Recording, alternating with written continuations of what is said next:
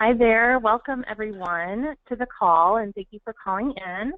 My name is Anna Grantham, and I am the Director of Programs for Hunter's Hope Foundation in Buffalo, New York. And I just want to thank Beth for inviting me to be a part of today's call.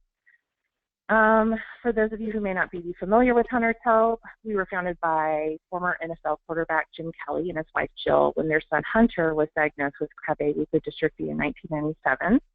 And so our mission includes funding research for a cure for leukodystrophies and supporting families affected by these diseases, but also advocating for expanded newborn screening as well as an increased awareness and understanding of newborn screening in both the medical community and the general population.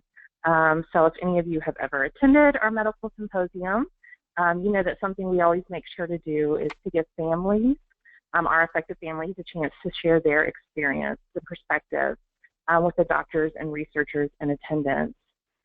So I'm really excited that that's what we're going to be doing today in regards to timeliness in newborn screening.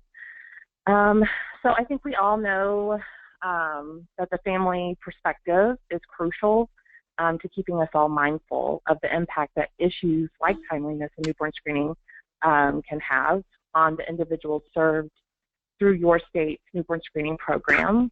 And today we are excited to have 3 different families from the NIMAC region. And if you can mute yourself, if you're not speaking, that would be great. I think most of you should be muted. But today we will hear from 3 families from the NIMAC region, and they will be sharing their experience with conditions identified through newborn screening and the impact that timeliness had for their family. And we're going to wait to have questions after all 3 have shared. So if you want to hold on to those, Beth will come on after that, after they've all shared, and there's actually a place where you can just type in your questions for our families. So with that, I'm going to turn it over to our first parent, Mike Museri from also Buffalo, New York. So Mike, if you want to go ahead and introduce yourself. No problem. Thank you very much. Like she said, my name is Mike Museri. I'm from the Buffalo region, more along the lines of Niagara Falls, but for all intents and purposes, that's correct. I am a father of 3 wonderful little children. I have a 7-year-old. His name is Michael. And I have a 5-year-old, and his name is Jacob. And I have a 3-year-old, and her name is Evelyn. All 3 were diagnosed with PKU upon birth. And so that's just a little bit of background of, where I come from with the kids. And the condition that they have. Just to kind of give you just a brief snapshot of what our daily life is like. My kids are on a very strict diet. So if you probably already know, but if you don't, PKU is the inability to process the amino acid phenylalanine. So my kids are on a very low protein, very strict diet that is going to be their diet for life. And as children, it's my and my wife's responsibility to monitor and to be our children's advocates in ensuring that they have the proper diet and the proper medications to continue to develop normally. One of the things that they have to have is their what we call their morning milk. It's called Phenex 2. Basically, it's a medical supplement or medical food that provides all the necessary amino acids that their diet normally would not provide for them, along with all the other nutrients, minerals, and vitamins. We give that to them in the morning. We also give that to them in the afternoon. And this provides them all the nutrients that they need. In terms of their food, they do have to eat, obviously, so we do have to monitor that very strictly. We have what we call a point system. We kind of equate that to like the Weight Watcher system when we talk to people that aren't familiar with it. For example, my oldest son, Michael, he is on 18 points or exchanges, and so we have to keep in mind with what he's eating. We have online applications on our phone and books that we use that give us the value of each food. And for example, an apple would be a half of an exchange. So we do have to bear in mind what they're eating for breakfast affects what they can eat for lunch and what they can eat for dinner. We do pack their food for lunches for schools. As my 7-year-old is entering 2nd grade, I have a kindergartner and a pre-K3 student. So we have to monitor what they bring to school every day. We also teach them what is a yes food and a no food. We consider yes foods that they can eat on a regular basis but still have to be monitored by us, and no foods are foods that they would never be able to have. And this gives them the ability to make decisions on the fly when mom and dad aren't around, and they can kind of make the decision on their own. They do go to school, as I said. They do pack their lunches, so they are responsible for bringing their own food, and the teachers have been more than cooperative with what we're doing. We do have to be cognizant of when there's birthdays and special events, because they can't have a cupcake that normal kids can have, but we can bring something in that they can. So we make sure that we keep them as normal as possible in terms of what they're eating.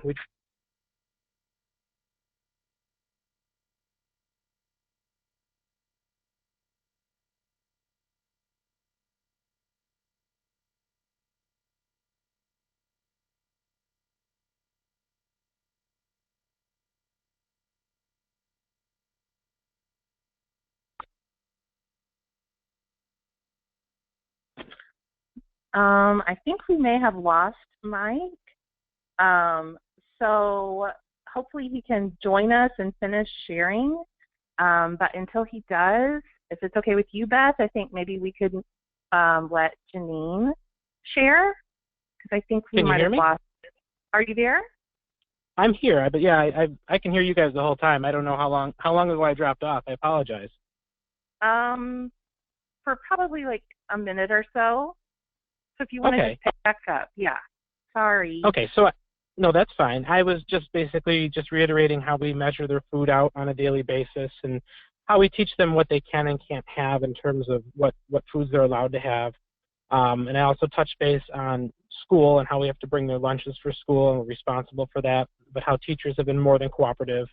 When there's birthday parties and special events, we have to ensure that we bring in something for them because they can't have what the other parents are bringing in, so we have to make sure we keep them normal. I also touched on how we try to manipulate their food so it looks the same as everyone else's. Today they had grilled cheese sandwiches, so it's different than what you and I would normally eat, but they look the same. They're also on a medication called Kuvan, which is a powder that they're given each night. My oldest has been on it for 2 years, and my two youngest have been on it for 1.5 years. And what this does is is able to help keep their blood levels lower, their phenylalanine. And we do get blood tests about once a month to monitor where they're at and adjust their diet if necessary. They live a very normal life besides with what they're eating. We consider ourselves extremely fortunate and lucky because they were diagnosed at such an early age that we're able to, monitor this diet. So I just want to touch on a couple other things. One of the things was the timeliness of our diagnosis.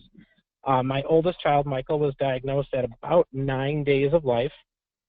My second son, Jacob, unfortunately, because Michael had PKU, we knew to look out for it. There was a 25% chance that each child would have it.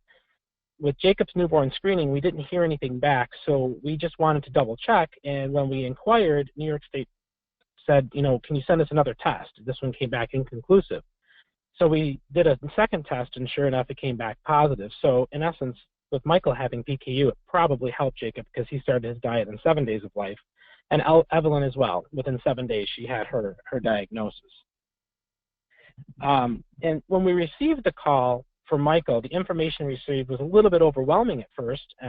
We were given long words and, very, very scary, diagnosis and issues. So it was a little bit overwhelming, but the information received was enough to get us into the hospital where we met with the geneticist and the nutritionist and were able to get him on diet. So the information received, while useful, was a little bit overwhelming.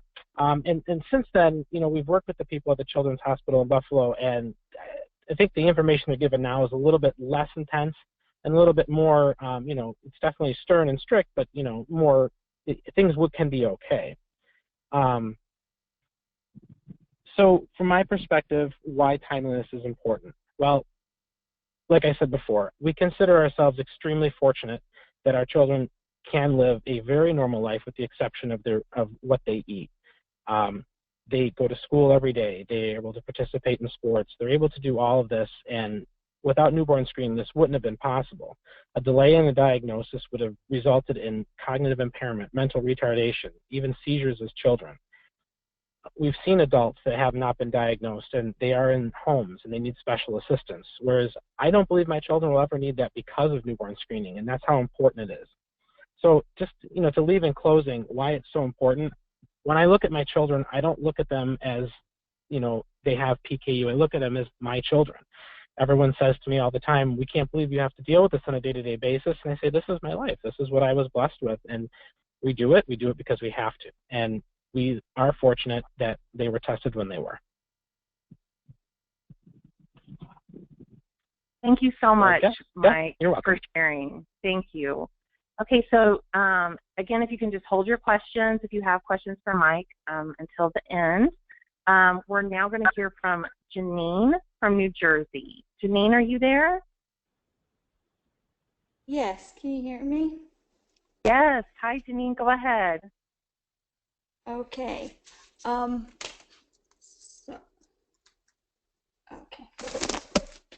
Sorry, hi. As Anna said, my name is Janine, and I'm Casey's mom. He's a healthy 8-year-old boy who has an extremely rare condition, melanic aciduria. At the time of Casey's diagnosis, there were fewer than 20 cases worldwide. Casey was the second or third child, I believe, diagnosed at birth by newborn screening.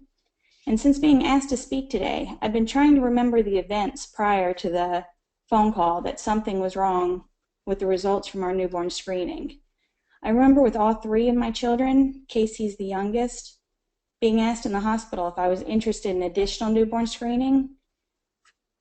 It was a minimal charge at the time, and each time I said yes, even thinking it was unnecessary because nothing would be wrong, or so I thought. No one in our family has had any birth defects or major illnesses, but I haven't been able to find a bill from the hospital to confirm that they were still offering newborn screening or the expanded panel at the time Casey was born. But as I'm digging through the folders, I see brochures that were given to me upon discharge and mailed after each screening. And I realized at the time I didn't look into what newborn screening was testing for or read the pamphlets, even after we were impacted. And until 3 years ago, we had also believed Casey's condition was caught by the additional testing the hospital had offered. We were asked by APHL to have an article written about Casey for the 50th anniversary of newborn screening a few years ago. This is when we found out that his condition was caught by the New Jersey Public Health Labs. At the time, MA was not being screened for. There was an abnormal result which they decided to report instead of ignore. And I feel this saved our family and son an immense amount of heartache and pain. Scott Schoen may want to speak about this more later. I think it's important to go into how quickly our diagnosis came about. I have a little timeline. He was born on Monday, July 7th. He was in NICU on IV fluids for 2 days. And then on Wednesday, 2 days later, he had his newborn screening taken, July 9th. Thursday, he was released from NICU. On Friday, July 11th, we came home from the hospital, and that's when we had an urgent message on the answering machine saying that a Dr. Donna Lupsky from Summit Medical Group, she'd asked us to bring Casey in first thing in the morning, which would have been a Saturday. She said they were going to open the office just for us to get Casey tested. And I got a little scared then. Like, why would they open an office and not send me to an office that had Saturday night hours or even come back to the hospital?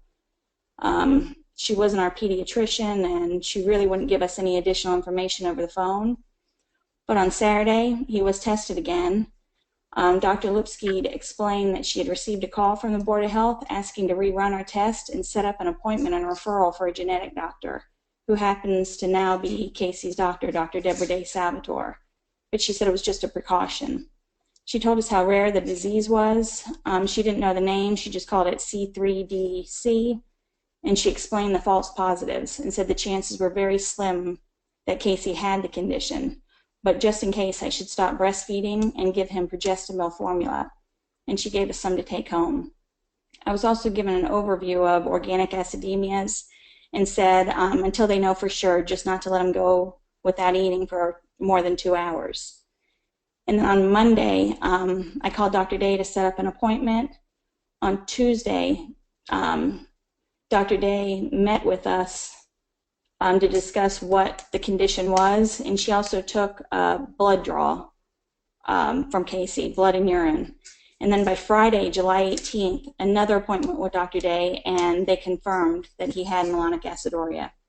And in this appointment too, she also tested my other 2 children for melanic aciduria. She had scripts to run DNA testing on my husband and I, and she also had a plan ready for us to care for Casey and manage his condition. I know that was long-winded, but to summarize, within 1 week of being notified of our results, we had a doctor, we were being treated, and that's 12 days from birth. I mean, that's a pretty amazing response time for me, especially with the results arriving on a Friday and a retest over the weekend. No complaints over timeliness. Everyone seemed to work seamlessly, from the hospital to the lab, Department of Health, a pediatrician who had no ties to me, an extremely busy genetic doctor and her staff who welcomed us, even though they had never treated a patient with MA, and not to mention how amazing that the New Jersey Board of Health was to notify us on a disorder that they were not screening for, and they did not have to give us a call or notify us. I just feel like they saved our son's life, or life as we know it. I should probably tell you a little bit about MA. It's considered an organic acidemia and a fatty acid oxidation disorder. Casey's body can't break down long-chain fats. When he was first diagnosed, additional DNA testing was done to find which mutations Casey had. 2 were identified, and 1 was known to be a severe mutation with little to no activity, enzyme activity level. The other mutation had not been previously identified. So we had a choice to make for our treatment. Our genetic doctor said she believed in over-treating because you can't reverse damages from a metabolic disorder.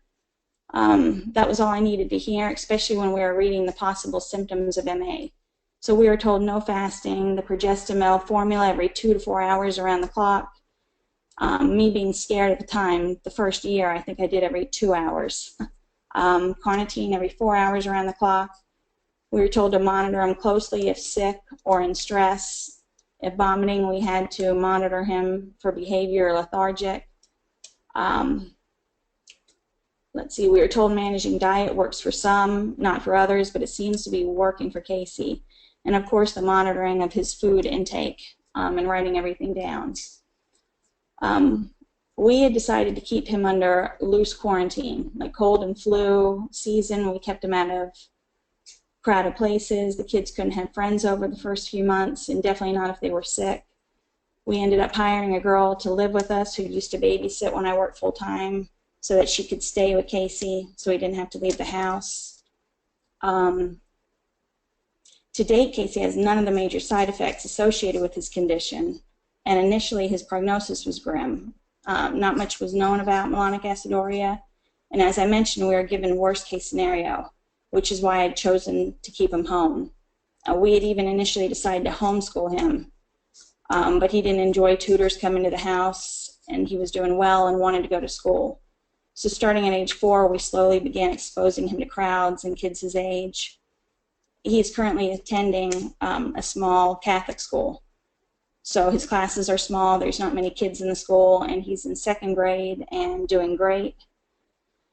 But I feel having a diagnosis and being able to prevent a medical episode or build up of fatty acids that Casey's body can't handle, so far have given him the ability to have a healthy life.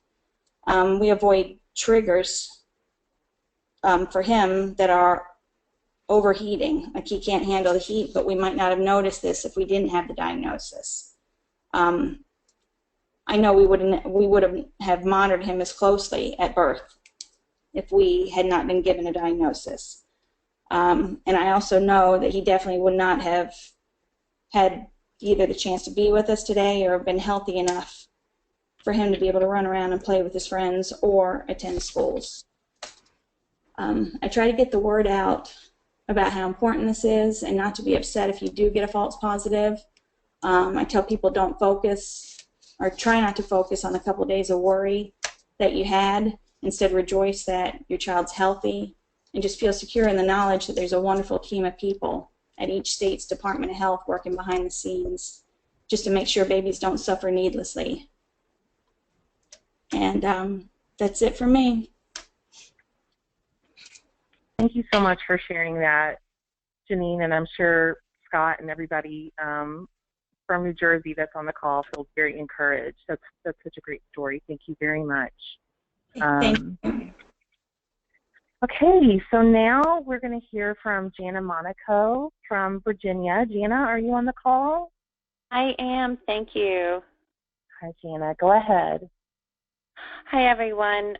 My name is Jana Monaco, and I have 2 children with isovaleric acidemia, which it is also an organic acidemia detected with newborn screening.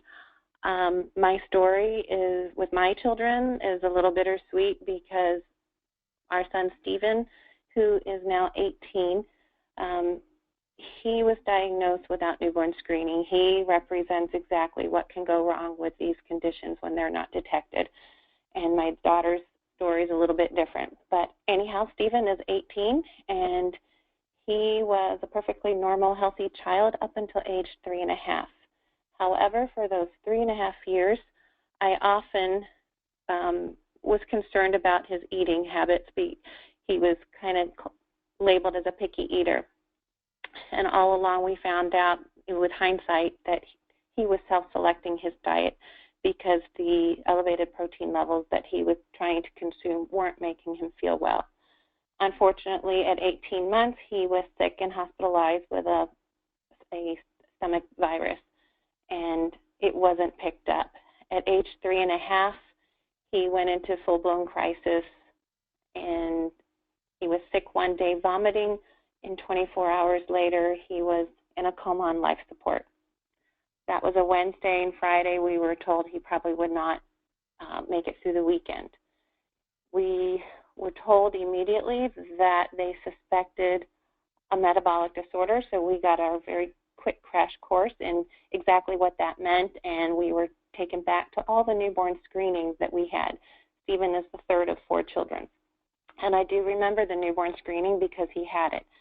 However, after eliminating a few, the hospital where he was taken to, they had to curry his samples out, and it came back 24 hours later confirming isovaleric acidemia. However, at that point, he had crashed. He had already slipped into a coma. He began having seizures, and he was put on life support. He was pretty critical at the time. As I said, he wasn't expected to survive. And ultimately, the MRI showed he had global brain damage throughout his brain, more in specific areas than others.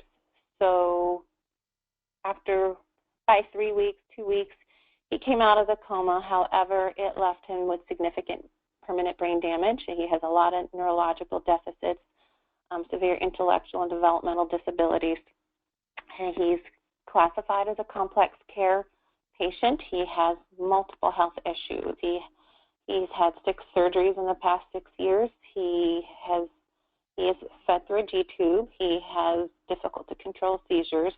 He is everything that could possibly go wrong with a child who is not diagnosed early.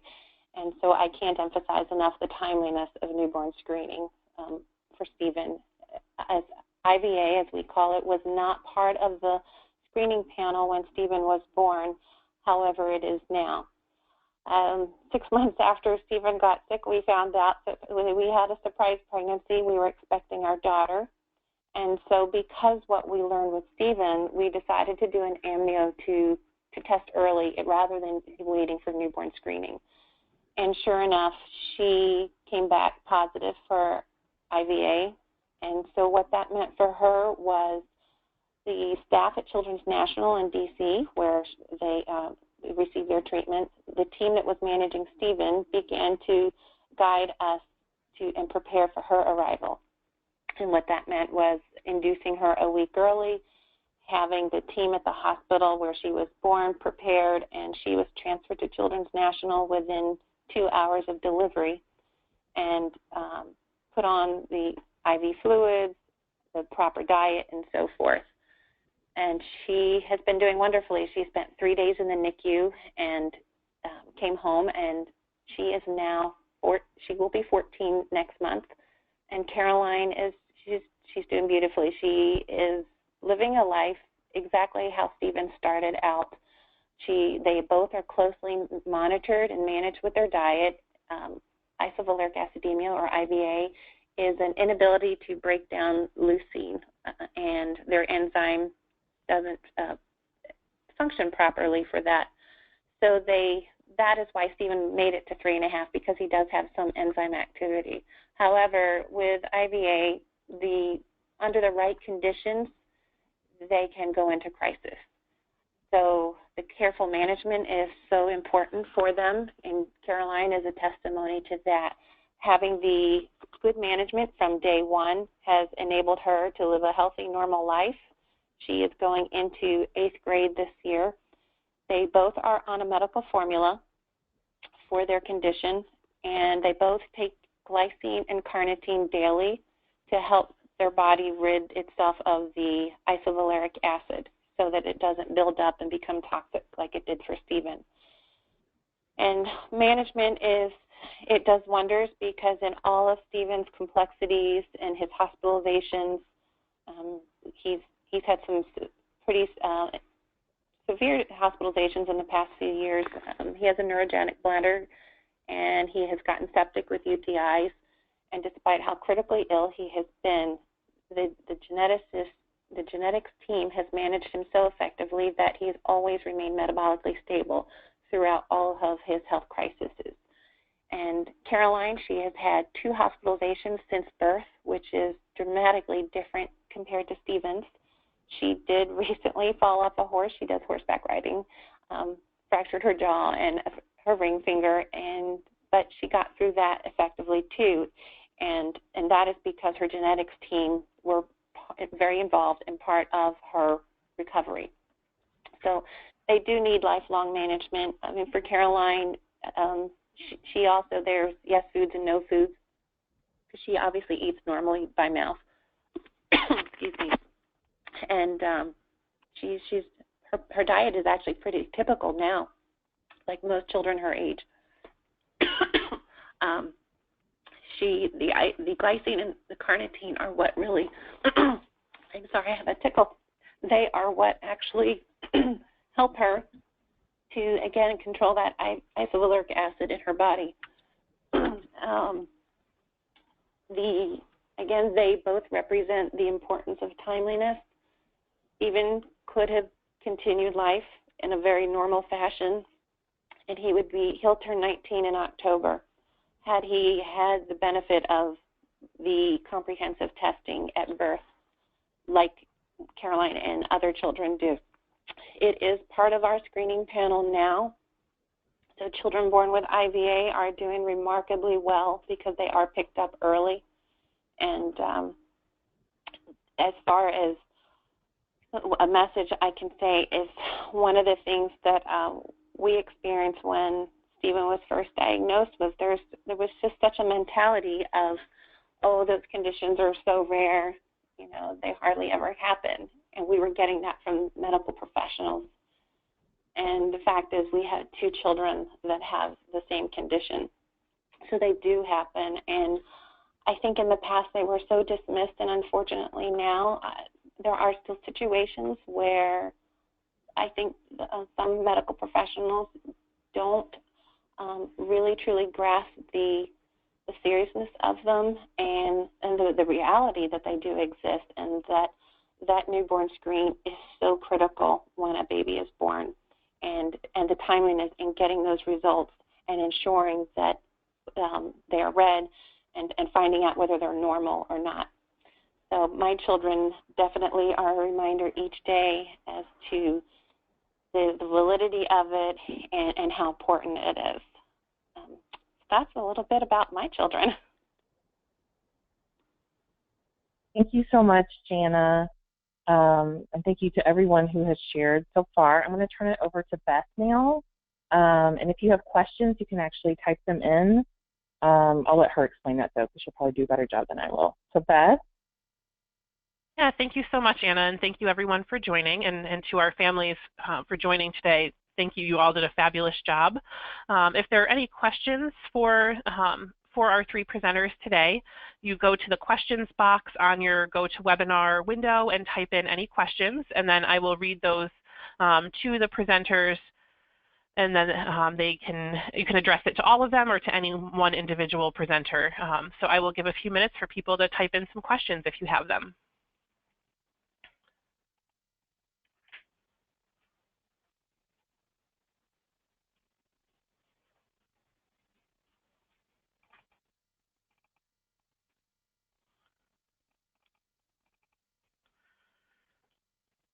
So I will just ask one question of all of our presenters. I think if we have a lot of people I see on the phone who work in hospitals with newborn screening.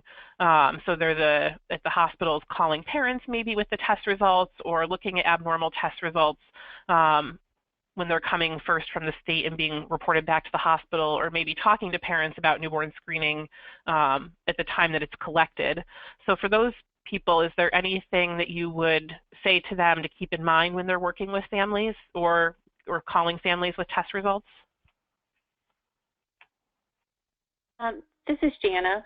Again, I couldn't emphasize more that I think every person that's involved in that blood spot sample, they need to understand the importance of it, and that it isn't just something like it was viewed in the past that we do because we're told to do it, that they recognize the seriousness of it and pass that along to the families. You know, I think parents receive it the way it's presented, and I remember with all of my other children how at the time I was handed a piece of paper to sign off on it, and again, it was presented in a very unimportant way. It was right up there with, signing off to get your baby's picture taken. And I think if we want the public to understand and recognize the importance of it, I think it has to be presented that way. And I tell everyone to, and to tell them to make sure that you follow up on it. I think there can be a disconnect there, and I just think it needs to be emphasized to the parents to be sure to go home and make sure that they follow up on those results.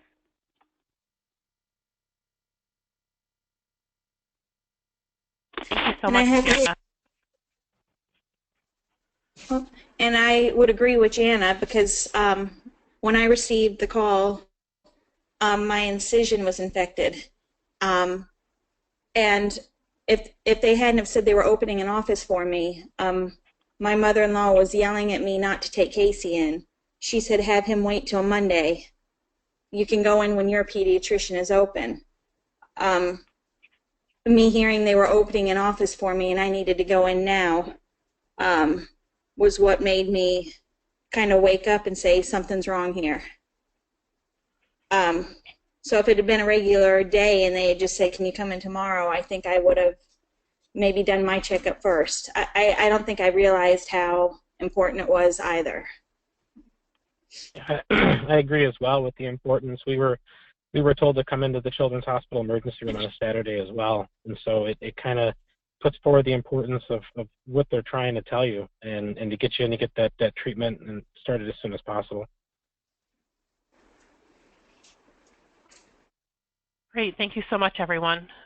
So we don't have any questions, but we've got several comments from people that are thanking all of you and saying how important it is for sharing your stories, and that they see a lot of false positives, but that it's really useful for them to hear from families where their child actually does end up having one of the conditions on the panel. So I will reiterate that again, that we really appreciate all of you taking time to do this, and that for everyone who joined and listened today, we really, really value that you took time out of your day to listen. The webinar was recorded today. The final webinar is August 31st. We wanted to finish out before the end of the summer, so that will be the National Newborn Screening Recommendations. If you are interested in signing up for that webinar, you can go to the NIMAC website and register for that if you have not done so already. If there are any questions after the webinar, you can always email me and I could get that question to the speaker. So thank you again to Anna for moderating and to all of our speakers. And I look forward to finishing out the series next week. Thank you so much. Thank you. Thank you. Thanks.